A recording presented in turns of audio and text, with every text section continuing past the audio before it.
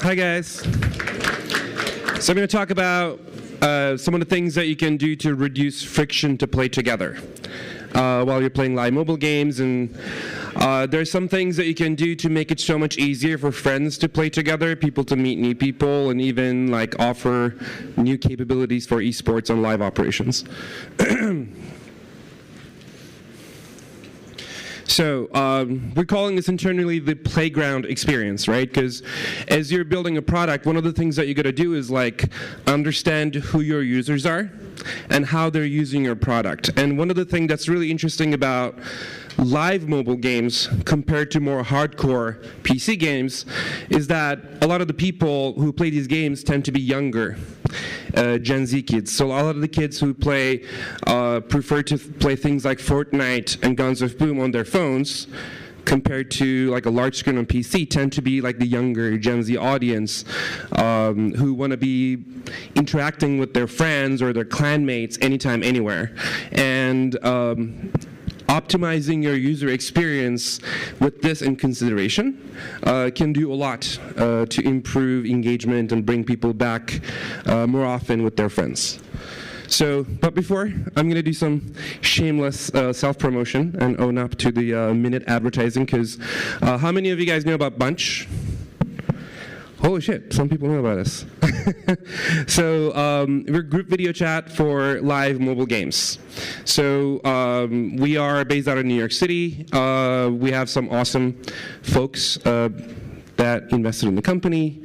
And what the application does is it's kind of like FaceTime meets Game Center. Or like you can think about it as like Discord meets House Party.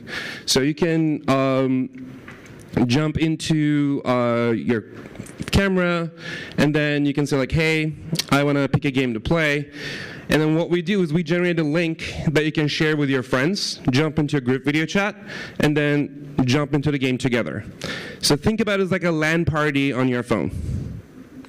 Right? So it's like the most frictionless way to jump into a game together with your friends and even meet new players who you would enjoy playing with, communicate with your clan, share content, and all that stuff.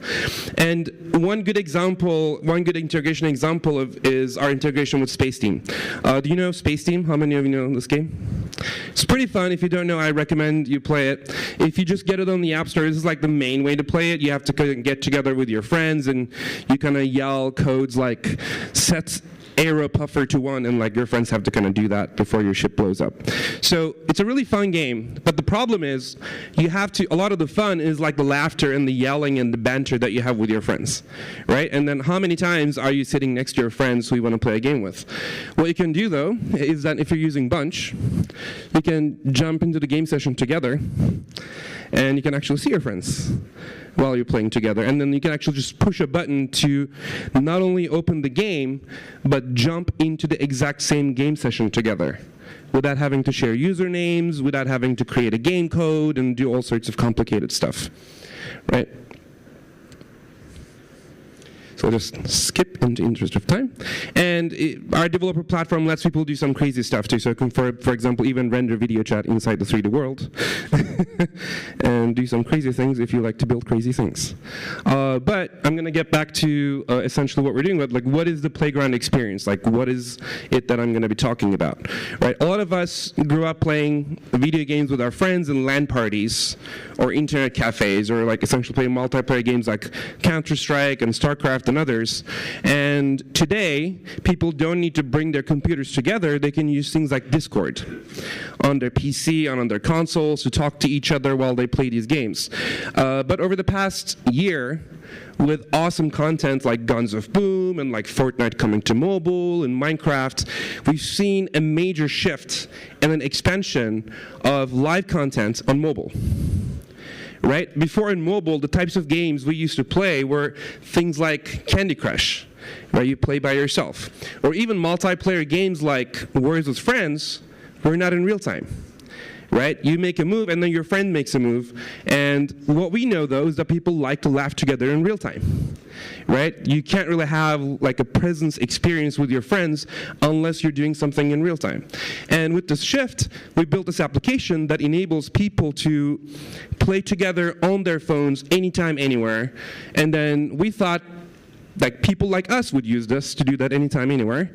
When we go to market, we realize that it's teenagers that love to do this stuff. So the way that teenagers and Gen Z gamers behave while playing live mobile games is very different than like a millennial behaves, because they're much less camera shy, they want to be live with their friends anytime, anywhere. And when we look at the data, it's actually interesting to see that like they're like 13, 15 like Gen Z type users, and it's actually skewing reasonably even male female in terms of like the folks who engage in these types of games.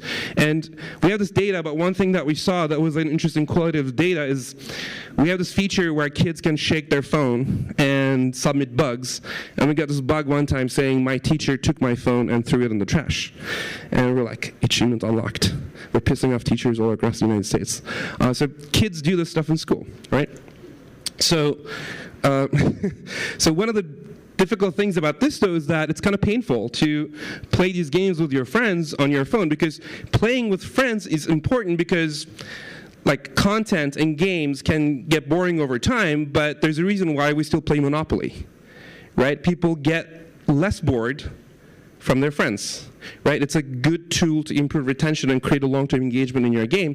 But then the problem is, since you're dealing with a small screen on your phone, it's really important to make it a very frictionless experience, right? What happens is if you want to play Fortnite today with your friends, you can say like, hey, let's play Fortnite. And then you have to ask for their username, right? And then maybe one of your friends doesn't have the game installed on their phone, and you have to search for their username and do all that stuff, and people just get bored, right? They don't end up playing together because there's so many steps involved in playing. One technology that really helps with that is deep linking. How many of you are familiar with what deep linking is? It's a pretty helpful technology, and our friends at Guns of Boom uses it already. There's awesome games like Roblox and Minecraft that already uses deep linking. So what you can do is, instead of requiring your friend to download the application and search for your username and add you as a friend and start a game party and invite you, they can just share a link with your friend with any messaging app. It could be Discord, it could be Bunch, it could be iMessage, it could even be an AirDrop on iPhones. Your friends get this message, right? Hey, let's play. And then an important thing is, this is so much better than like a Facebook notification, because remember those games like Words with Friends where you can send a Facebook notification to your friend? It sounds like spam, right? And like, screw this, don't send me Facebook notifications. I don't want to be a vampire, right? This is cool because it's a conversation, right? It's like, hey, dude, let's play Fortnite after class. Cool, let's do it. So it's a conversation and a chat application that you're doing. Okay. And then if you don't have the game, you install it, and then the cool thing is you not only open the game, you jump into the exact same game session. Because the link that you're sharing can include the context for the party. If you're following the same link, then we're following the same game session. So, so yeah, what I meant to show is like, if your friend doesn't have the game installed already, it actually drives an install for the game, right? So it's not only an awesome way to re-engage users and bring them back, it can actually drive installs, because what better app install ad than your friend wanting to play the game with you, right? Or your favorite streamer streaming and say like, hey, join my game, right? And some of the applications of this is you not only can enable people to play together through any messaging application, you can even play with streamers, right? Ninja could be like, hey guys, let's play Fortnite together, and he's a deep link, right? So it can basically take interaction with a live streamer to a whole new level. Another thing that could be interesting is esports and live operations, right? So maybe there's like a game mode for the Guns of Boom Season 2 that you want people to join in. Instead of having people opening the game, search for the main menu and find the thing, you can just follow a deep link and jump into the esports content. So the way we're seeing the evolution of live mobile games is that everything started with like a couple of friends on a couch playing Nintendo together, right? Because that feeling of laughing together in real time was the thing that got us excited about games. And then live streaming applications like Twitch took it to the next level, where we couldn't only play a game with our friends, we could actually watch awesome people play video games. But the next level is a lot of the younger gamers, Gen Z gamers, want to be with their friends anytime, anywhere on their phones. So So we think the next level of interaction is to bring it back to that couch where we were playing a Nintendo 64 with our friends on our phones anytime, anywhere. And there's tools that you need to consider, like deep linking or optimizing with messaging and chat applications like Bunch to enable that in a much better level. So thanks for listening. We're Bunch. I can take any questions if we have any time.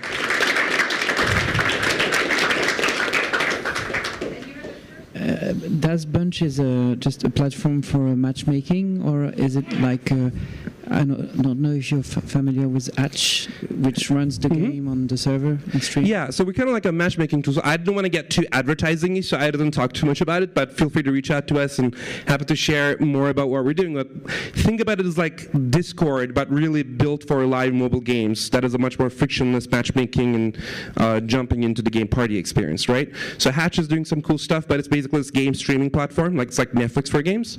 We're not hosting the games, right? So we're basically letting people jump into their favorite games with their friends while enabling them to communicate with each other. So I know your main audience is the 13 to 15-year-old, let's say. I would say make the gens, make 18, 19-year-olds are fine. Like, if you're a 30-year-old, we won't remove you from the application. Have you considered putting this technology on PC? On PC? Like webcams and stuff like that, rather than just mobile? Sure. I think mobile deserves like a particular attention. Like just like we have amazing content like Guns of Boom that works perfectly like mobile-first experiences, we think chat needs to follow like a mobile-first approach to do right. But we also see an interesting opportunity on PC as well, because what we like to do is watch our users, like kind of follow what our users do and then make easier what they do, right? And one of the things that we've noticed our users do is they play Minecraft on their PC or on their console, and then they use Bunch as like a second screen, right? Because even when you're playing a game on your console or your PC, you still have your mobile phone in your pocket. So we think it would be really cool if we can create like a cross-platform chat experience independent of the platform you're playing, be it Nintendo, like it could be like a Nintendo Switch or a console or a PC. So that's where we see the opportunity, is like as your phone as a center for communication. Don't run, we need you. It was so distracting. Okay. I can see that social experience of it and all the cheering on that. Is there a mode that we can play, for example, people that are in Japan, people stay hours in a subway going home or going to work. Do they use this kind of application also for that, even though they can't cheer and scream, but they can still share with friends? I think it might be a little more challenging if you're like on the go. We think that might change with like 5G and stuff, right? Yeah. With like more accessibility connections and like AirPods and stuff like that. So we think that's going to make more sense over the next few years. But the way we like to consider these types of experiences is basically things like Candy Crush are like kind of laid-back experiences, right? You just chill while you play something like Candy Crush. But like a high-fidelity mobile game like Guns of Boom or Fortnite, we consider them like more like a lean-in experience, right? As you're basically playing the game, you want to talk to them and you want to engage more. So we basically see that this kind of like a mixed mode where you don't need to be in front of your PlayStation to do this, but you can do it when you're at school or when you're like at work, right? But Subway might be a little more challenging. But you know that they do that quite a lot in Japan. It's kind of funny. For sure, yeah. Good.